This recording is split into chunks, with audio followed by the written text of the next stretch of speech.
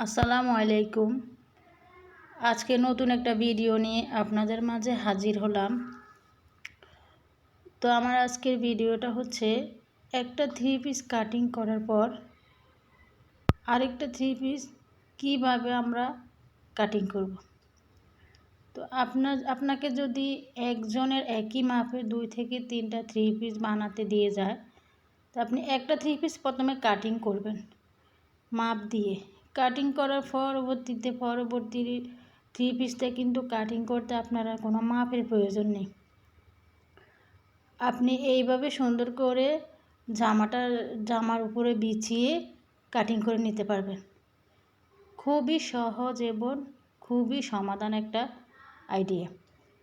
খুব সুন্দরভাবে এভাবে কাটিং করে নিতে পারবেন, কারণ একটা থ্রি পিস কাটিং করার পর আরেকটা থ্রি পিসেও একই মাপ। তো একই মাপে থ্রি পিসটা যেহেতু আমরা বারবার মাপ দেওয়ার কোনো প্রয়োজন নেই, একটার উপরে দিয়ে আমরা আরেকটা কাটিং করে ফেলতে পারি। তো দেখেন আমি কি সুন্দর করে একটার উপরে আরেকটা বিছিয়ে কাটিং করতেছি। এভাবে করলে আসলে কাজটাও খুব সহজ হয়ে যায়। খুব সুন্দর একটা আইডিয়া। আসলে আমার কাছে এভাবেই ভালো লাগে। আমি সবসময় 2-3টা থ্রি পিস যদি একজনের একই মাপে হয়, তাহলে কিন্তু আমি সেম এইভাবে সবসময় কাটিং করি। একটা কাটিং করার পর আরেকটার উপরে বিছিয়ে আরেকটা কাটিং করে ফেলি। তো আমার কাছে কিন্তু জিনিসটা খুবই সহজ মনে হয়। আপনাদের কাছে কেমন মনে হয় জানি না। আপনারা এইভাবে করে দেখবেন, কাজটা অনেকটা এগিয়ে। তো দেখেন আমি একটা থ্রি পিস কিন্তু অলরেডি কাটিং করে ফেলছি। ওই থ্রি পিসটা আমি আগেই কাটিং করছি, ওটা আসলে আমি ভিডিও করি নাই। তাই আপনাদেরকে এমনিতে তো কামিজ কাটিং ভিডিও সবসময় আমরা আপনাদের সাথে শেয়ার করি, তাই আজকে এই ভিডিওটাই শেয়ার করলাম। এখন এখান থেকে আমি গলার পট্টির কাপড়টা নিয়ে নেব। গলার পট্টির কাপড়টা কিন্তু আমি এখান থেকে নিয়ে নিতেছি। এই জামাটা যার 4টা থ্রি পিস দিয়ে গেছিলো একজন, গজ কাপড়ের থ্রি পিসগুলো। তো ওনার মেয়ে 2টা আর ওনার 2টা। আসলে ওনারা মা আর মেয়ে দুজনের বডির মাপ সেম। তো ওনারা একটু মোটা সোটা, একটু লম্বা, স্বাস্থ্যবান, তাই কাপড় নিয়েছিল 3 গজ।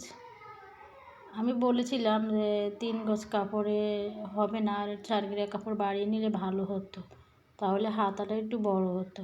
এখন হাতাটা তেমন বড় হয় নাই, হাতাটা অনেকটা ছোট হয়ে গেছে।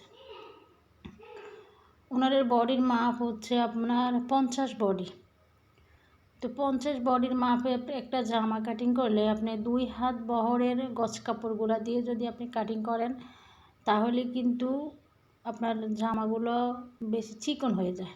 কারণ এখনকার জামাগুলো অনেক চওড়া, যেহেতু স্বাস্থ্যবান মানুষ, ওনাদের সাইড থেকে কোনো কাপড় থাকে না। যে কাপড় যে বর, ওই বহরে ওনাদের রাখতে হয়, শুধু সেলাইটা বা এতটুকু থাকে। তাই ওনাদের আর কোনো কাপড় থাকে না, তাই 3 গজ নিয়েছে। সাইড থেকে লম্বা 46 ইঞ্চি লম্বা জামাটা। 45 দিলেও আমাদের একটু ছোট হয়ে যায়, শর্ট হয়ে যায়। ওনারা অনেক লম্বা মানুষ, তাই 46 লম্বা দিলাম। দিয়ে যে কাপড়টুকু থাকছে ওইটা কাপড়টুকু দিয়ে কিন্তু আমি হাতা দিয়ে দিলাম। তো দেখেন এখানে আমি একটা সালোয়ার বিছিয়ে দিলাম। এটা একটা সালোয়ারের কাপড়। তো 2টা সালোয়ার কাটবো ওনাদের। তো 2টা সালোয়ার কিন্তু আমি একসাথেই কেটে নেব। দেখুন একই সাথে কেটে নেব। এই যে একটা পর আগে কাটা ছিল, এখন ওইটা বিছিয়ে দিলাম। ওইটার মাপ দিয়ে এখন এইটা কেটে নেব। বাস, আমি আর কোনো মাপ দেবো না আলাদাভাবে। একই মাপে আমি 2টা সালোয়ার কাটিং করে ফেলবো। এবার কাজটা অনেকটা সহজ হয়ে যায়। প্রথমবার যে 2টা কাপড় কাটিং করছি, সেই 2টাও কিন্তু সেমভাবে কাটিং করছি। এখন এটাও আমি সেমভাবে কাটিং করতেছি, আলাদা কোনো মাপ দেওয়ার প্রয়োজন নেই। আপনারা যারা আসলে টেলারিং কাজে নতুন, যারা বেশি বেশি অর্ডার পান, তারা কিন্তু সেম এইভাবে কাপড়গুলো কাটিং করতে পারেন, তাহলে কিন্তু খুব সুবিধা হয়। তো আশা করি আপনারা খুব ভালোভাবে বুঝতে পেরেছেন। আমি আসলে সবাইকে খুবই ভালোভাবে বুঝিয়েছি। তো আমার চ্যানেলটা যদি নতুন হয়ে থাকে আপনাদের কাছে, চ্যানেলটাকে সাবস্ক্রাইব করে দেবেন আর সুন্দর একটা কমেন্ট করবেন, সুন্দর একটা কমেন্ট করে পাশে থাকবেন। এখানে আমি পট্টির কাপড়টা কেটে নেব সালোয়ারের সাইড থেকে, যে কাপড়গুলো বেঁচেছে ওখান থেকে পট্টির কাপড়টা কেটে নেব। ওনাদের আবার সালোয়ারের মোহরিতেও জোড়া দিতে হবে। ওনাদের সালোয়ারের লম্বা মাপ হয়েছে আপনার 43, লম্বাতে 43, অনেক লম্বা ওনারা, তাই ওনাদের সালোয়ার 2.5 গজ, ফুল 2.5 গজ লাগে। শুধু রাবারের জন্য 2 ইঞ্চি রেখে আর ফুল একদম ফুল 43 হয়েছে, 43টা রেখে এখন মোহরের জন্য একটু জোড়া দিয়ে দিতে হবে।